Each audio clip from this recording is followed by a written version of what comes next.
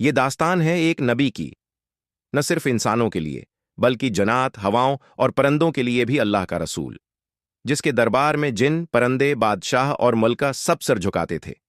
یہ ہیں حضرت سلیمان علیہ السلام، اللہ کے وہ نبی جنہیں علم، حکمت، انصاف اور اختیار کا بے مثال تحفہ ملا۔ حضرت سلیمان حضرت داؤد کے بیٹے تھے۔ اللہ نے حضرت داؤد کو زبردست حکومت اور زبردست علم عطا فرمایا تھا، اور حضرت سلیمان نے اپنے والد سے ہی حکمت اور عدل سیکھا۔ بچپن سے ہی وہ ہر معاملے میں حیران کن فہم رکھتے تھے۔ ایک دن دو عورتیں دربار میں آئیں، دونوں ایک ہی بچے پر دعوی کر رہی تھیں۔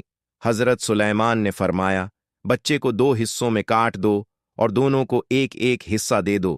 اسلمہ فوراً بولی، نہیں، اسے دوسری کو دے دو، بس بچہ سلامت رہے۔ بس فیصلہ ہو گیا، سچائی سامنے آ گئی۔ یہ تھا ان کا انصاف، زبردست، پرخطر اور مکمل۔ مجھے ایسی بادشاہی عطا فرما جو میرے بعد کسی کو نہ ملے۔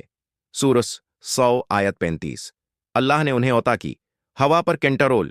وہ صبح شام ہواؤں پر سفر کرتے جنات کی فوج، جو ان کے حکم سے محلات بناتے، سمندر سے خزانے نکالتے، پرندوں کی زبان کا علم، ہر پرندے کی زبان جانتے تھے، چیونٹیوں کی گفتگو تک سن لیتے تھے۔ ایک مرتبہ چیونٹی بولی، اے چیونٹیو، اپنے بلوں میں چلی جاؤ، کہیں سلیمان اور ان کا لشکر تمہیں کچل نہ دے۔ سورہ النمل۔ حضرت سلیمان مسکرا دیے اور اللہ کا شکر ادا کیا۔ ایک دن حضرت سلیمان نے محسوس کیا کہ ایک پرندہ ہدہد غیر حاضر ہے۔ جب وہ آیا تو ایک حیران کن خبر لایا، میں ایک ایسی قوم سے آیا ہوں جس کی ملکہ سورج کی پوجا کرتی ہے۔ حضرت سلیمان نے خط لکھوایا اور ہدہد سے کہا، یہ خط لے جا کر ان کے پاس ڈالا۔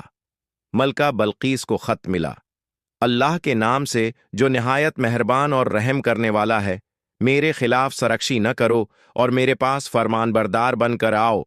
ملکہ نے مشورہ کیا اور پھر تحفے بھیجنے کی کوشش کی، لیکن حضرت سلیمان نے فرمایا، کیا تم مجھے مال دے کر خوش کرو گے؟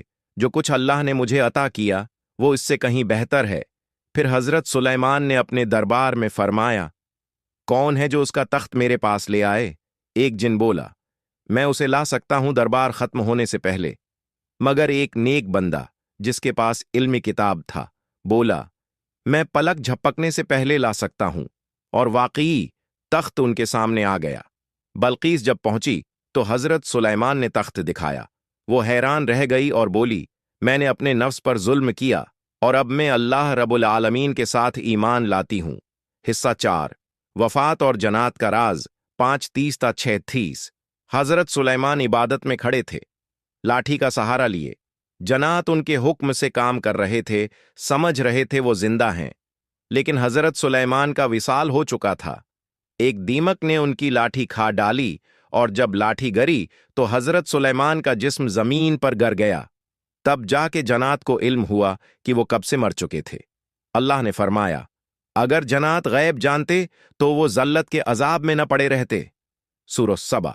حضرت سلیمان علیہ السلام ہمیں سکھاتے ہیں، طاقت کا اصل معیار علم اور انصاف ہے۔ دنیا کی بڑی سے بڑی سلطنت بھی فانی ہے، مگر اللہ کا علم اور اس کی رضا ابدال آباد ہے۔ دعا میں طاقت ہے، بس مانگنا سیکھ لو۔ وہ نبی جس نے جنات کو غلام بنایا، مگر اللہ کے سامنے ہمیشہ عاجزی اختیار کی۔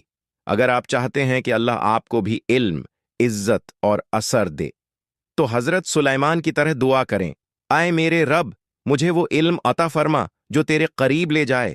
اگر یہ ویڈیو دل کو لگی ہو تو لائک، شیئر، کامنٹ ضرور کریں، اور امّڈ اسلامک ٹی وی آفیشیل کو سبسکرائب کریں تاکہ ہم مزید ایسی ایمان افروز کہانیاں آپ تک پہنچا سکیں۔